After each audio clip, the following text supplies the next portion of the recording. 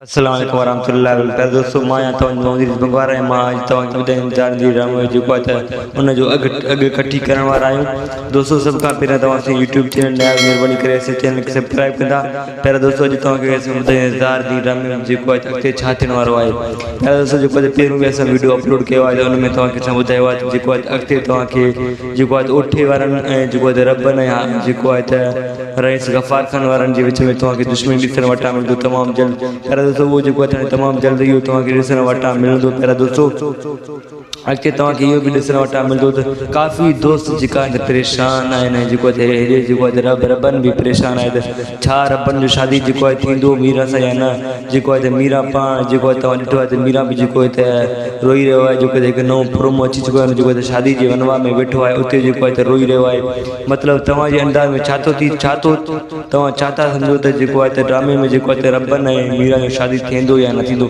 उनखां बाद जेको तव्हां कुझु तस्वीर ॾिठा आहिनि जेको आहे त मीरा ऐं जेको आहे कलसूम जेको आहे त मीरा खे पंहिंजे साथ ॾिए थो जेको आहे त पंहिंजे घर में। मतिलबु तव्हां चओ था मतिलबु जेको आहे त रुकमान ऐं जेको आहे त मीरा जी शादी थी वई। पहिरियों दोस्तों इहो जेको आहे त मीरा चवंदो आहे त मां हिन सां शादी करे कोन रखंदो लुकमान सां। उनजे करे मतिलबु ज़बरदस्ती जेको आहे त ओठे वारा जेको आहे त उनखे वठी वेंदा आहिनि पंहिंजे घर में वठी करे मतिलबु उनखे जेको आहे त वनवा पोइ जेको आहे तव्हां ॾिठो आहे त वनवा में जेको रोए थो।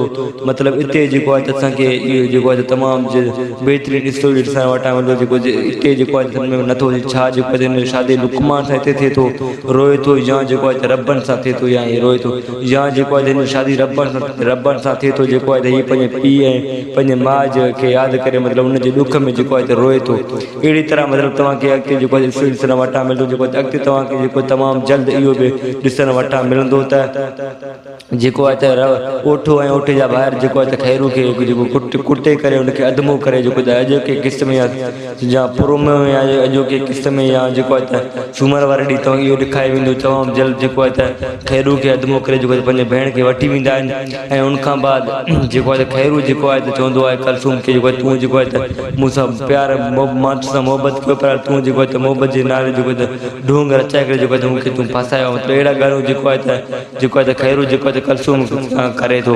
अॻिते तव्हांखे ॾिसणु वटां इहो बि मिलंदो जेको आहे त फरदन खजू जेको आहे डायरेक्टर आहे ड्रामे जो उहो बि तव्हांखे जेको आहे त ज़ार नहीं ड्रामे में जेको आहे त ॾिसणु वटां मिलंदो। अॻिते जेको आहे त हिकु खून थिए थो मतिलबु हिन खून खे केरु करे थो इन जो हिन में जेको आहे त खून में हथु कंहिंजा आहिनि। तव्हां पंहिंजो कमेंट में राय ज़रूरु ॾींदा। बहरहाल मां त ॿुधाईंदुमि त जेको आहे त इहो खून जेको आहे त कमाल खान करे थो उहो खून कंहिंजो थिए थो। उहो खून जेको आहे त उन्हनि जो कम में जेको नौकर आहे जेको आहे त रईस गफ़ार खान जे घर में जेको आहे नौकर आहे जेको नंढड़ो छोकिरो आहे उनजो खून जेको आहे त कमाल खान करे थो। जेको आहे त उनजो जेको आहे त शक जेको आहे त खून जो इल्ज़ाम जेको आहे त ओठे वारनि ते वञे थो ऐं हिते जेको आहे त हिन जो जोड़ो पाण में वधे थो। पहिरियों दोस्तों अॻिते जेको आहे तमामु बहितरीनु स्टोरी आहे तव्हांखे इहो ॾिसणु वटां मिलंदो। तमामु बहितरीनु अॻिते स्टोरी आहे ऐं उमेदु आहे मुंहिंजी वीडियो तव्हांखे तमामु बहितरीनु लॻो आहे। महिरबानी करे चैनल खे ज़रूरु सब्सक्राइब कंदा ऐं हिते असां यूट्यूब चैनल सब्सक्राइब न कयो। पहिरियों दोस्तों ॿियो बि तव्हांखे इहो गुज़ारिश आहे त मुंहिंजो सौट जो जेको आहे त यूट्यूब चैनल नओं जेको आहे त हुन ठाहियो आहे।